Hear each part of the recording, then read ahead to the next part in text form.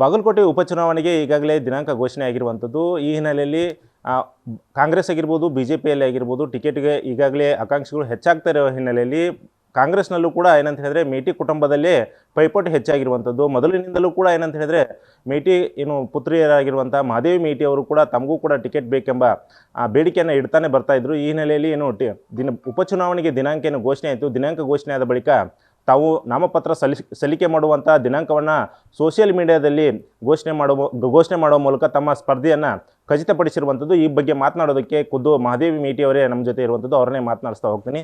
Madam, ಈಗ ಈ ಮುಂಚೆ ತಾವು ಎಲೆಕ್ಷನ್ ನಿಲ್ಲೋದು ಕನ್ಫರ್ಮ್ ಅಂತ ಹೇಳ್ತಾ ಇದ್ರಿ. ಈಗ ಸೋಷಿಯಲ್ ಮೀಡಿಯಾದಲ್ಲಿ ತಾವು 20ನೇ ತಾರೀಕು ನಾಮಪತ್ರ ಸಲ್ಲಿಕೆ ಮಾಡ್ತೀವಿ ಅಂತ ಹೇಳಿ ಖಚಿತಪಡಿಸಿರುವಂಥದ್ದು. ತಾವು ಎಲೆಕ್ಷನ್ ನಿಲ್ಲೋದು ಕನ್ಫರ್ಮಾ ಮೇಡಮ್? Confirm sir.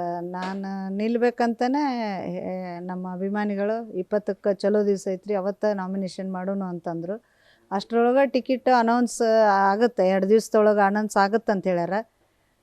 ಅದೇ ಭರವಸೆ ಮ್ಯಾಗ ನಾವು 20ಕ್ಕೆ ನಾಮಿನೇಷನ್ ಮಾಡ್ಬೇಕಂತ ಡಿಸೈಡ್ ಮಾಡಿ. ಮೇಡಮ್, ಈಗ ನಿಮ್ಮ ಕುಟುಂಬದಲ್ಲಿ ಈಗ 4 ಜನ ಇದ್ರಿ. 4 ಜನದಲ್ಲಿ ಯಾರಿಗೆ ಕೊಟ್ಟರು ನೀವು ನಿಲ್ತೀರಾ, ಅಥವಾ ಪರ್ಟಿಕ್ಯುಲರ್ ಆಗಿ ಇಂಥ ಪರ್ಸನ್ಗೆ ಕೊಟ್ಟರೆ ನಾನು ನಿಲ್ಲೋದಿಲ್ಲ ಅನ್ನೋದೇನಾದರೂ ಇದೆಯಾ? ಹಾಗೇನಿಲ್ಲ ಸರ್, ನಾನು ನಿಂದಿರ್ಬೇಕು. ಇದೊಂದು ಸರಿ ಮಹಿಳೆಯರಿಗೆ ಅಧಿಕಾರ ಕೊಡಬೇಕು, ನಿಂದಿರ್ಬೇಕು, ನನಗೂ ಟಿಕೆಟ್ ಬೇಕಂತನ ನಾನು ಮನವಿ ಮಾಡ್ಕೊಂಡಿನಿ ಸಾಹೇಬರಿಗೆ.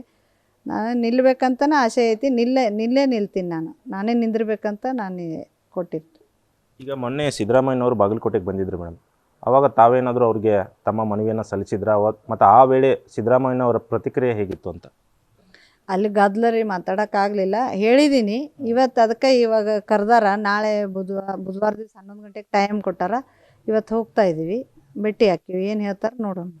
ಯಾರು ಕರೆದಿದ್ದಾರೆ ಮೇಡಮ್? ಯಾರ್ಯಾರನ್ನ ಕರೆದಿದ್ದಾರೆ? ಪ್ರಭಾಕರ್ ಸರ್ ಫೋನ್ ಹಚ್ಚಿದ್ರು ನಿನ್ನೆ, ನಾಳೆ 11 ಗಂಟೆಗೆ ಬರ್ರಿ ಸಾಹೇಬ್ರ ಮನೆಗೆ ಅಂತ. ನಮ್ಮ 4 ಜನನೂ ಕರೆದಾರ್ರಿ. ಏನು ಡಿಸ್ಕಷನ್ ಮಾಡ್ತೀವಿ ಅಂತ ಏನಾದ್ರು ಹೇಳಿದಾರ? ಏನು ಹೇಳಿಲ್ಲ ಸರ್. ಡಿಸ್ಕಸ್ ಏನಿಲ್ಲ, ಬರ್ರಿ ಅಂತಂದು ಕರೆದಾರ ಅಷ್ಟೇ. 4 ಜನ ಮಕ್ಕಳು ಬರ್ರಿ ಅಂತ ಹೇಳ್ಯಾರ. ಈಗ CM ಅವರು ಕರೆದಿರುವಂಥ ಸಭೆಯಲ್ಲಿ ಅವರು ಮನವೊಲಿಸಿದರೆ ನೀವು ಹಿಂದೆ ಸರಿಯುವಂಥ ನಿರ್ಧಾರ ಏನಾದ್ರು ತಗೋಬೇಕು ಅಂತೀರಂತ? ಇಲ್ಲ, ನಾನು ನಿರ್ಧಾರ ತಗೋದು ಹಿಂದೆ ಸರಿ ಮಾತೇ ಇಲ್ಲ.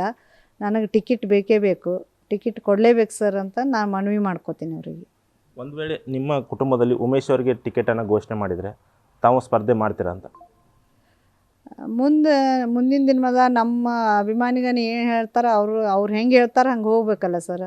ಅವ್ರ ಕಡೆಯಿಂದ ಅವ್ರ ಆಪ್ತಾಗ ನೀನು ಇದನ್ನು ಮಾಡಬಾರ್ದು, ಅವ್ರ ಮಾತು ಕೇಳಬಾರ್ದು, ಅವ್ರ ಹಸ್ತಕ್ಷೇಪ ನಿಲ್ಲಿಸ್ಬೇಕು ನೀನು ಅಂತಂದು ಅವ್ರ ಕಡೆ ಮಾತು ತಗೊಂಡು ಅವರು ನಿಂತರೆ ನಾವು ಸಪೋರ್ಟ್ ಮಾಡಿ ಅವರಿಗೆ ಇದನ್ನು ಮಾಡ್ತೀವಿ.